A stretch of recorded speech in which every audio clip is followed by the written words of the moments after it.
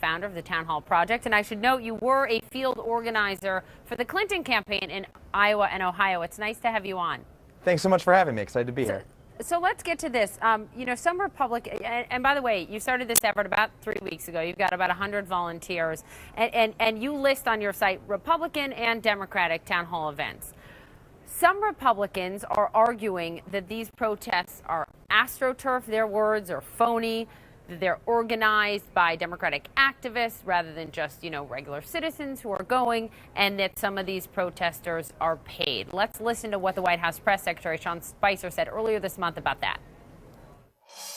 Do you sense, instead of being an organic disruption, do you sense that there's an organized pushback and people are being paid to protest? Oh, absolutely. I mean, protesting has become a profession now. They have every right to do that, don't get me wrong, but I think that we need to call it what it is. It's not these organic uprisings that we've seen through the last several decades. The Tea Party was a very organic movement.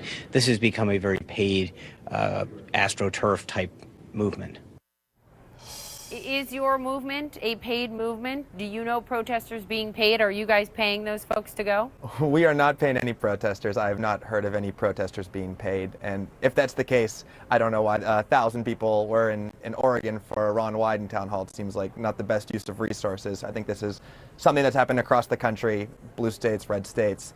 Every district, there's an energy and enthusiasm for civic engagement like we have never seen, and it's all organic and happening at the grassroots level.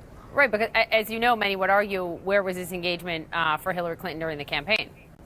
So I think, you can Monday morning quarterback a lot of things, but we're here now, and there's more people involved in the process than we've ever seen. So trying to give them a constructive outlet to start that dialogue with their representatives. So let me read you what Republican consultant Doug High wrote in his op-ed piece on CNN.com. He said, Democrats who criticized the 2009 and 2010 Tea Party protests missed the point and lost their House majority. Democrats were caught flat-footed.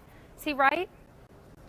So I don't want to speak to what happened then. I think there's some similarities in that there's just a ton of energy and enthusiasm. And today and then, but these are things that have happened throughout our country's history, and the town halls have been a staple of American democracy since the founding of our country. So I think Republicans are being a little bit surprised by some of the crowds at their districts, but it's also happening in Democratic town halls as well.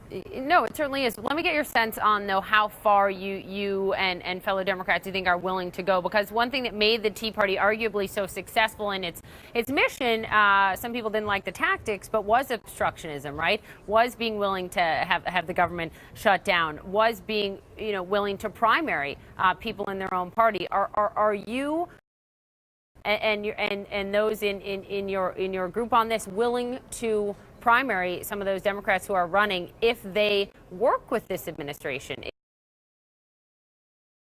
if they support some of the president's bill that a lot of Democrats can get on board with? So we're not taking sides on any policy issues or primaries or anything like that. We're just encouraging people to engage in the process and empower them to use their voices. And like I said, we have events from both parties pushing everyone to go and be a part of the process, and I think that's a step in civic engagement. We've seen protests and marches, and now people are wanting to get involved locally in their communities, and we think that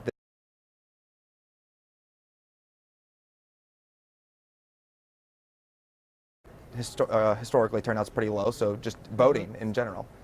So what's the lesson learned for 2020 for you guys?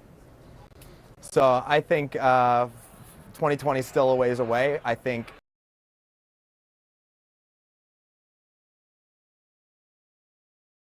policies that are being discussed in Washington, I think it's good for the nation. I think it's good for the country that people are having these conversations, and that representatives are having to listen to the people that voted them in and that are effectively their bosses. And then pay their salaries. Jimmy Dahman, thank you. Nice to have you on this morning. Yeah, right, absolutely. Thank you. I do want to mention a programming note here. Tomorrow night on CNN, a big debate hosted by our Dana Bash and Chris Cuomo, who will lead the Democratic Party in the era of President Trump. The Democratic leadership debate is ahead tomorrow night, 10 p.m. Eastern, only right here on CNN.